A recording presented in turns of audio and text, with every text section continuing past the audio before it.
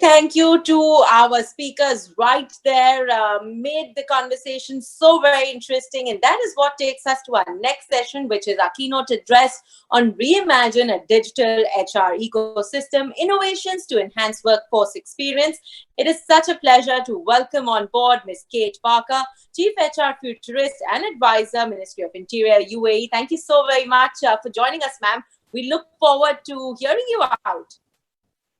Wonderful. Thank you, Isha. And wonderful to be here. Good morning, good afternoon, wherever you are in this incredible virtual world we find ourselves. I'm delighted to spend the next few minutes with you around picturing around the future of HR. And let me start with a fantastic video. COVID-19 has changed the world of work as we know it. More than 40% of us plan to change the way we travel, shop, entertain, and spend time with our families. A real global shift in the new normal. With the rapid evolution of machines and technology, we will reimagine how work gets done to create 133 million new roles at a time when employees expect more purpose-driven work. A common theme is emerging among those who appear to be thriving where others are simply surviving. Their response is anchored in their purpose, their organizational values, and how their leaders live these values, even in times of crisis, creating a culture that puts humans at the center. So how can you upskill and unleash the potential of your employees with a restrictive and outdated model? By moving away from fixed roles and skills to an adaptive model that continuously evolves skill sets, mindsets, teams, and organizations, transforming human resources into strategic champions. By bringing your culture to life through your people and purpose in an environment that supports their best work, inspiring innovation, unlocking greater value, and unleashing human power. Bringing the future of work into the now, preparing your workforce for what's next and beyond. Learn how you can empower your people transformation. Thank you. So I've been working with global organizations across the world for the last 10 to 15 years. And I've actually had key themes that have come out of this during the global pandemic. I'm now based in Dubai, working with these organizations and consulting them with around what they can do in HR to be able to predict the next stage. As you know, we've been through an incredible global pandemic. We have incredible technology now in HR at our fingertips. This is moving from an on-premise to a cloud solution that's giving us technology like we've never had before. In doing that, we've got a socially connected workforce. This workforce is connected every minute of every day. They can reach out to me even now, Googling my name and my details to find out who I am and where's my background. We are absolutely connected from our line staff through to our executives at any point in time. Now, not only connected, but we can start conversations. We can build networks. We can actually solve some of the toughest problems by connecting some of our line level staff to our executives all in one conversation. And of course, we know we've got this challenge around shifting demographics, which is both a challenge and a phenomenal opportunity. We now have Gen Z entering the workforce. And with new generations coming through, we have different diverse thinking in our fingertips. We have the opportunity now as HR leaders to start to look at how do we actually captivate the needs and wants of 6 generations in a workforce and be able to make the organisation even more successful in its own right. And of course, what we see is this shifting markets. How we made money 20 years ago is very different to how organisations make money now. And how they make money now is very different based on how skill sets and experience. So what worked for us 20 years or even 10 years ago is no longer working now. Let me tell you a little bit more. So in the past, a country's wealth was really generated around resources like gold, oil, gas, and minerals. And of course, that is in Australia, and it was always about oil and coal. In the UAE here, gas is key. We saw it being based on commodity capital, and this is what creates a wealth within the generation of the country. What we see now in the future is a country's wealth is based on talent, its people, and technology. This is now estimated to be an $8 trillion industry. AI is now the new source of national wealth. This is no longer resources, it's actually artificial intelligence. And then, having done the research in this area on Artificial Intelligence Readiness Index in 2019, the number one top country that's rich in AI is actually Singapore. So this now being deemed as the new country's wealth is actually quite a significant opportunity. What we're going to see in AI is it'll be everywhere and nowhere. Healthcare will be the frontier of innovation, as we've seen lately. Specifically, XR, or extended reality, will be going as part of undergoing surgery that's robotic in its own performance. So you'll have a patient on the table that will be undergoing surgery while an MRI is being performed at the same time. It'll support surgeons actually doing procedures. And this is actually a reality happening now in Japan. Life we've seen in a virtual world, we know, but we're now going to be moving to augmented and mixed reality. We'll soon have meetings, conferences, retail, travel, education and training will all be done now into a mixed reality setting. We'll live in a fully digital imagery world and extract information when we solve its challenges at real time. This is meant to boost GDP of countries by 1.5 trillion by 2030. So this will move beyond now headsets, giving us this mixed reality world, and we'll soon move to contact lenses. By blinking, contact lenses will translate languages, identify people, let us know who you're meeting, what the context of the meeting is, what your next meeting needs to be, and we'll download all the information just by looking through your contact lens. And of course, in 2019, we saw AI and mixed reality holograms being launched by the Microsoft executive Julia White in Las Vegas at her keynote, where she showed a human presenter in 3D hologram delivering a presentation in any language. We'll see mobile phones, and with the new launch of the iPhone 13, we'll see this progress to even to the next stage where AI will have screens and keyboards of any size. You'll be able to flick these onto walls, to monitors, to multiple screens, until we see there are no physical screens or keyboards at all. And I'm working with 2 technology-based companies now in Asia that are looking to remove screens from the workplace in itself. So no longer dealing with laptops or desktop screens at all. These screens will be moved with walls, interactive walls and collaboration zones. Very similar to this. And then we'll see the future of computing move to the physical world, where we'll have no longer keyboards or screens at all. We'll have 3D images to work on, which will be hand and voice activated. So no more keyboards, no more screens, and that means no more emails. And where is all this leading to? When I spoke to some of the key futurists working in this space, we looked at what the future is actually called BrainNet. We're going to be moving away from internet to BrainNet, when we can send emotions and feelings and sensations through our brain waves. And this is going to be phenomenal. If you think about entertainment or movies, we'll be able to convey feelings and emotions of those movies through our brain waves. If we think about what this means at work, we're working with our employees.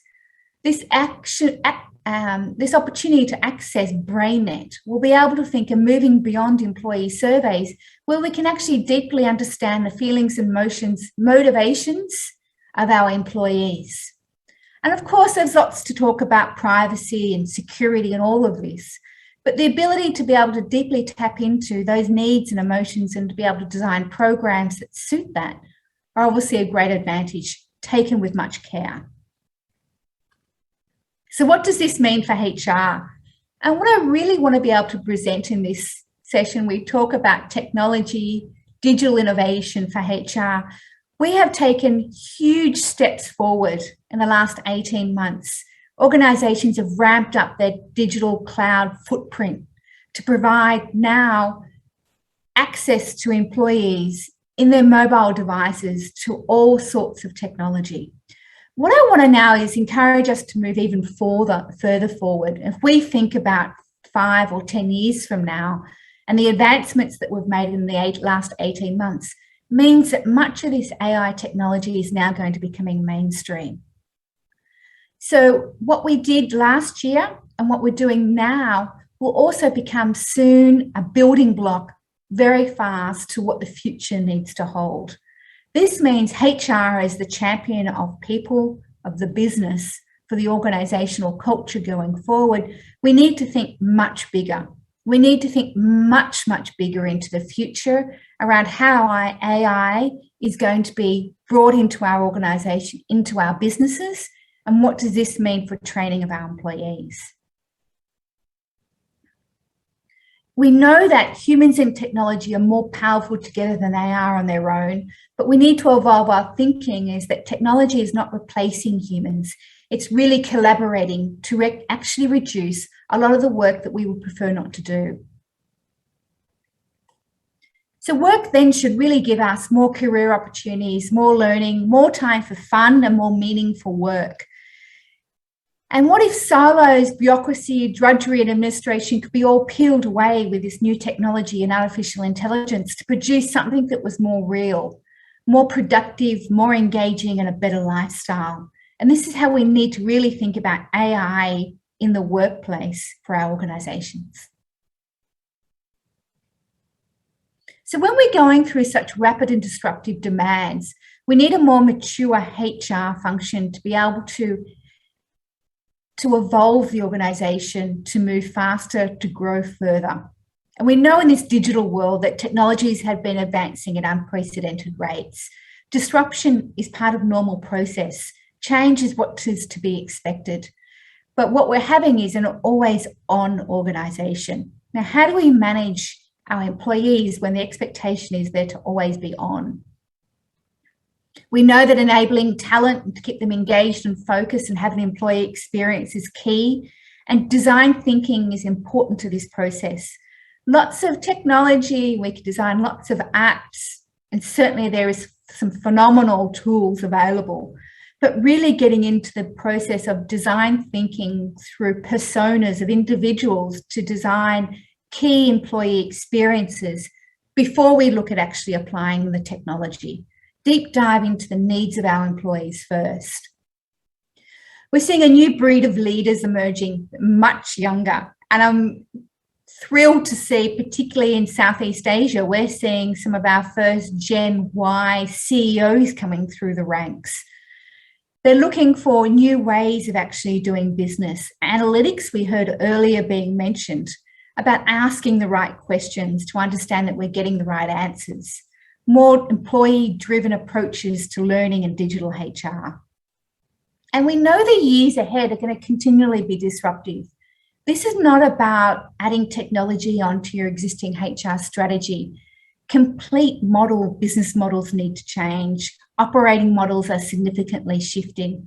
HR platforms across organisational platforms are now becoming centre stage. And this is creating a complete new agenda for human capital.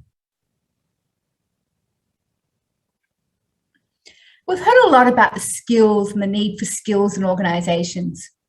And while we have digital technology, which is fundamentally key, we know from the World Economic Forum that recently declared that there's more than 1 billion jobs will be transformed by technology. And that we're going through significant labour shortages around digital skills. So right now, to even advance into the future, we have significant gaps in our skill shortages. Even with 74% of organisations saying that reskilling was most important to their strategy, but only 10% of organisations had a skills plan to address this gap. So not only have we got skill shortages, but we're ramping up on how we use technology tenfold.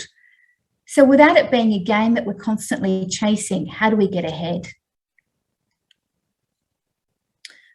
What's happening is we are insignificantly focusing on jobs that are yet to appear. It is expected that by 2022, 27% of jobs will be in roles that don't even exist yet. So almost a third of our workforce will be in roles that don't even exist just next year.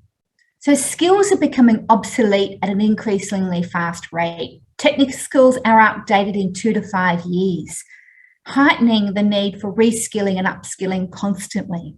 So you can imagine any skill that you're acquiring this year is likely to be outdated in just 12 to 24 months.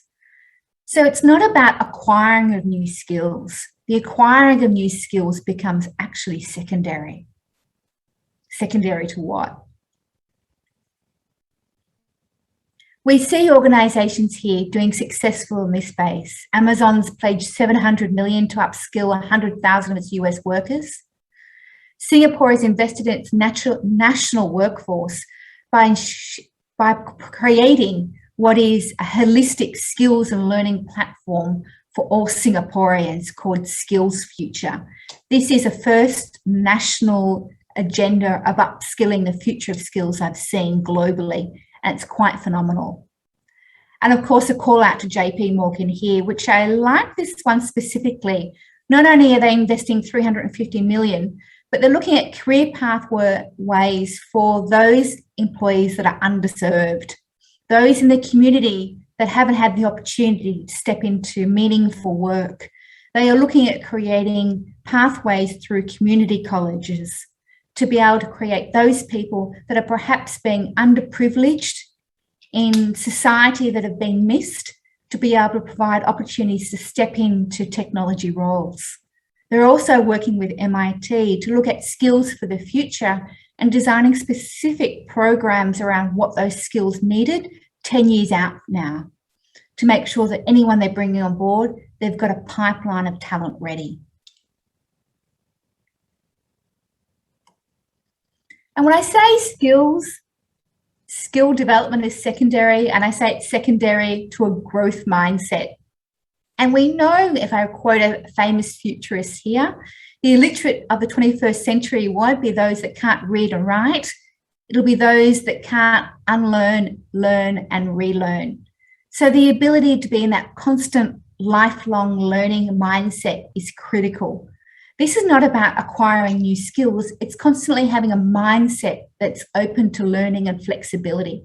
And this means in HR, we need to look at understanding the behavioural patterns of habit formation in our workforce and help them get to a stage of unlearning, learning, and relearning as a constant fixed state.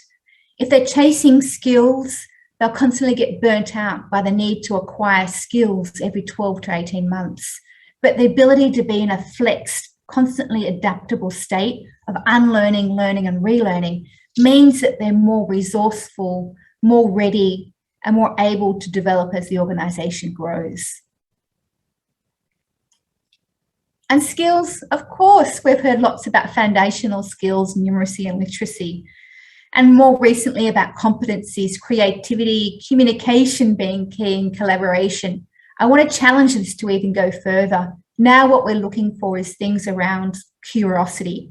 Curiosity drives the unlearning, learning, and relearning process. Initiative, if you don't know, go and find out. Ask the question.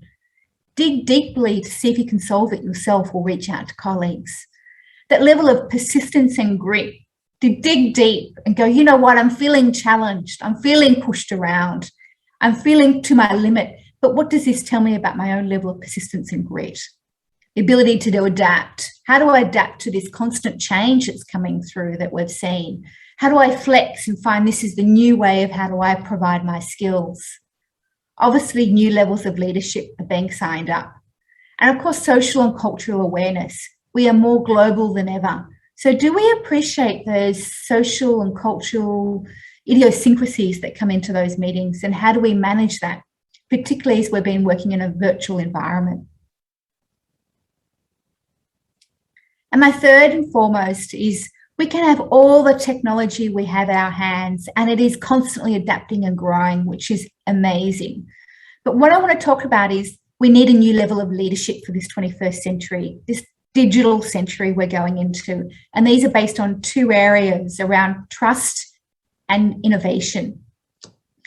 Trust has been never more important for CEOs over the past as it has been, particularly as we look at things like data security, data breaches, or the ability to lead an organisation through a global pandemic. And of course, we saw Jacinda Ardern as 38 as the world's youngest political leader, lead New Zealand, which has been through which is successfully leading through one of the most challenging periods. Not only a global pandemic, but a terrorist attack and an earthquake on top of it in only 3 years. And of course, I couldn't lead a digital summit without mentioning Elon Musk. During the pandemic, in the height of the pandemic in July 2020, when many of us were in strict lockdown, only being able to leave for necessities of groceries or lucky enough to be exercising, Elon Musk launched SpaceX in 1st of June and doubled the evaluation of SpaceX during that time. So what can be achieved in innovation in the middle of a lockdown is quite inspiring. So we're all going into this space of virtual world and hybrid working and using digital technology. And I wanted to leave one key theme around leadership, which I recently read this morning from an incredible leader that has significantly changed technology and how we relate in technology in this time. He's talked about technology in terms of empathy and how we rely on empathy in the future. And this means around what we look at in empathy. And his key around the success of hybrid working is about care being the new currency. And this is Satya Nadella from Microsoft. So as we look into a virtual world and how we manage hybrid working place, thinking about care as the new currency for hybrid work is a great sense of leadership into our future. So 2021 is the year to build back better for a sustainable, resilient recovery after COVID-19. So I ask HR leaders now to lead forward, going further and faster than ever before, and think about what they can do to actually extend and imagine a future far beyond where we are at the moment and start building out those skills plans to ensure that the technology can be sustained in the workplace. Thank you very much.